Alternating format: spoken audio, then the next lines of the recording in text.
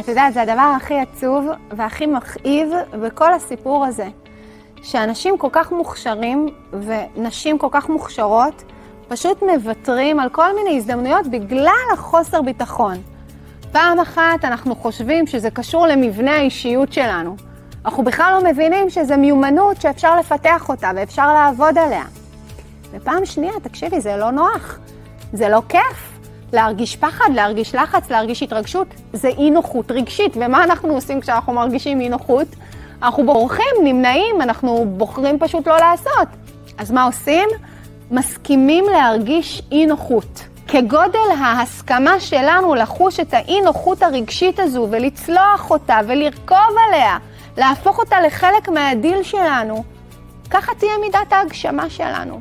בצד השני של הגל של הפחד, יש הגשמה אישית, יש הצלחה, יש את הרמה הבאה.